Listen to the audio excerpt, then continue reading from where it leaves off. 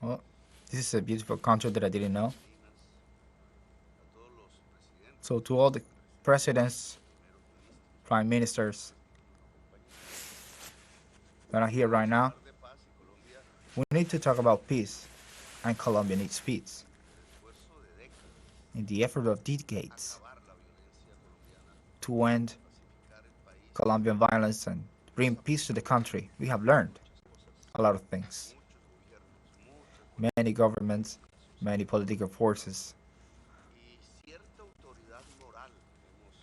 and we have gained moral. I was saying just days ago when we were pronouncing the war, we got a lot of people with a lot of power, political power. Colombia lifted the word peace as a necessity for humanity. And I would like to say, due to we are going to evaluate us, we are going to reaffirm ourselves as a zone of peace, that Latin America and the Caribbean, that is also another of the world, the planet. Why is violence arising in the world? And I dare to say that it has to deal with the main problem of humanity, the climate change, that is produced by the economic system, which is capitalism. And to be left behind, it needs a new economy.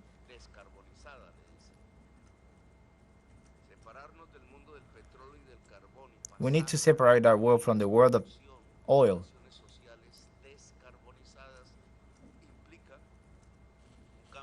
So we need a change in the relationships with all the regions that are empowering the world. And of course, this brings tension to the politicians in the world. And we have here two big tendencies. One that looks for to leave behind the exploitation of oil, and another that still wants to exploit the resources of the world.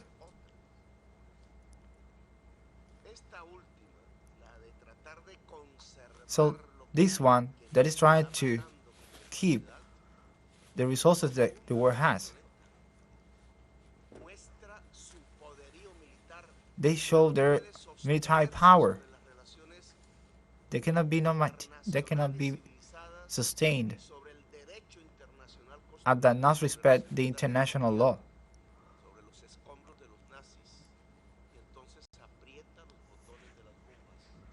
So they push the buttons of bombs.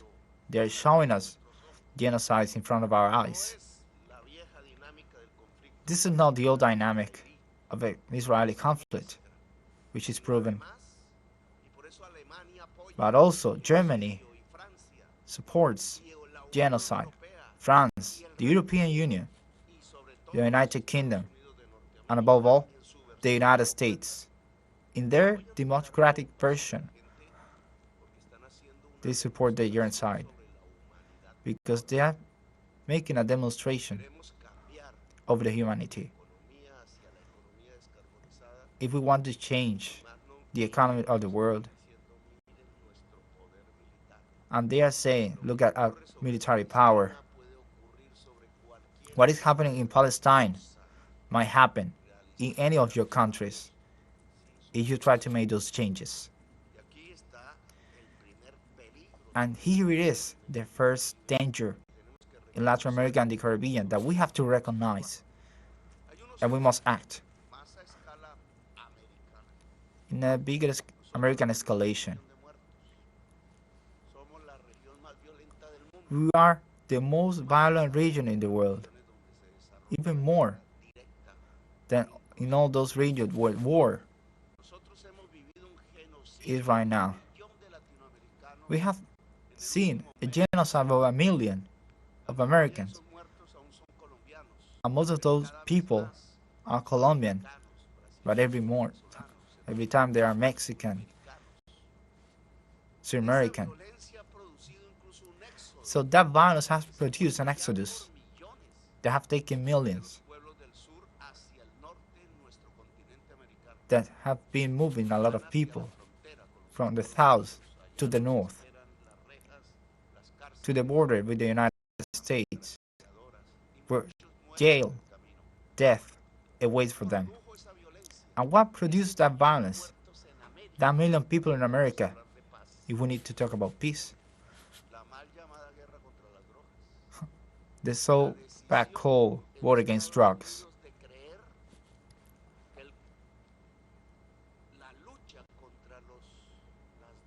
So the United States believes that the war against drugs needs repression, jail, assassination, and no prevention and public health to prevent those people to fall in the consume of those substances that are very dangerous. The result couldn't be more dramatic and fail. So, on the other hand, the United States changed their consume of cocaine, marijuana, that was killing them. So we have a big catastrophe. So because they couldn't prevent and believe that jail is the remedy. So that brought to our countries a millions of death. So if we want to follow these topics with autonomy, we are forced to change the way of thinking. Peace is in our region. It's a political autonomy, a military of Latin America and the Caribbean. And I'm referring in the last one, in the military, because it is very naive to think that we are going to create a peace zone if we do not accommodate to the big blocks of negotiations in the world.